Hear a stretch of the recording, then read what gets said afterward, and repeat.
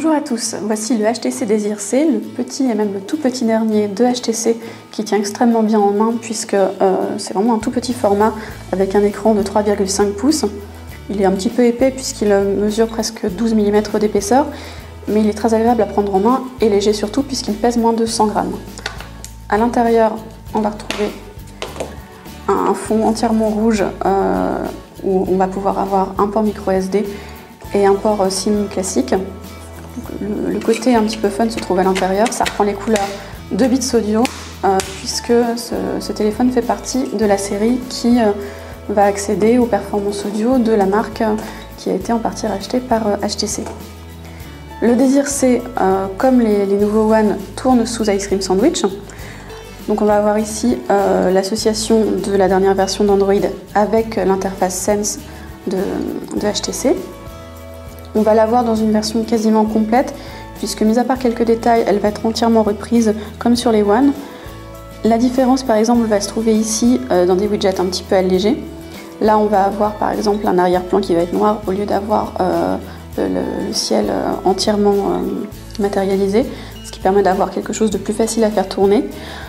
On va avoir également un multitâche, donc accessible via la touche dédiée, comme sur le reste des Android sous Ice Cream Sandwich, donc sous forme de vignette, la version de base en fait d'Ice Cream Sandwich, alors qu'on va avoir un système de feuillets superposé sur les autres versions.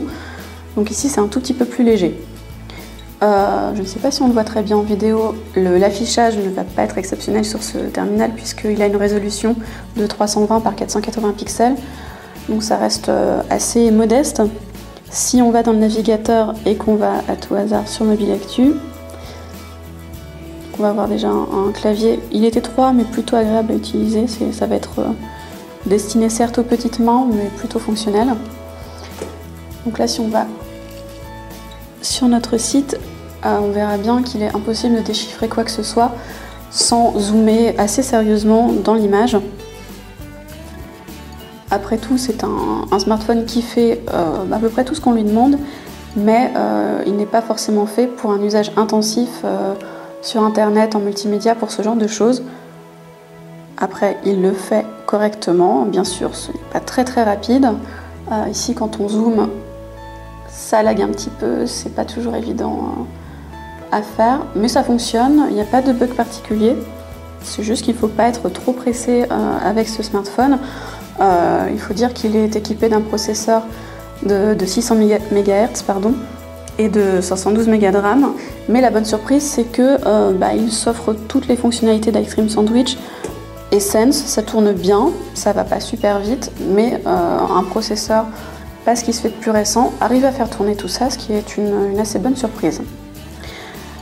Parmi les autres fonctions, c'est du classique de HTC avec Android.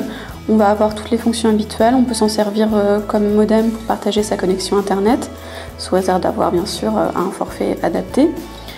On va avoir un lecteur musical qui va être identique à ce qu'on connaît chez les autres smartphones HTC. Donc voilà, faire défiler. Donc Beats Audio bien sûr à utiliser avec des écouteurs puisque ça sert d'égaliseur au lieu de faire soi-même ses réglages. Le changement ne va pas forcément être exceptionnel, mais bon, à utiliser quand même. On va avoir les applications Dropbox notamment. Donc ce terminal-là est compatible avec les 23 Go d'espace de stockage offert, donc il s'ajoute aux 2 Go gratuits que propose Dropbox, ce qui porte le tout à 25 Go, donc pour étendre une mémoire qui ici n'est pas très grande. Si on va dans les paramètres juste ici, la mémoire interne du téléphone donc s'élève à 4 Go. Si je retrouve la mémoire juste ici, dont assez peu de disponibles. Donc c'est pas plus mal, une fois qu'on a sa micro SD aussi, d'ajouter, de pouvoir enregistrer par exemple ses photos sur l'espace en ligne de stockage. Si on parle justement de photos, ici on va avoir un capteur de 5 mégapixels. Ici on a le son, mais pas de flash LED à compter ici. Donc de nuit, bon, ça va pas être exceptionnel. Ce n'est clairement pas un smartphone dédié à la photo. Il va faire le travail à peu près correctement si on ne lui en demande pas trop. Ici, on a un déclenchement qui est rapide, sauf qu'il n'y a pas d'autofocus, donc on ne pourra pas régler la mise au point soi-même.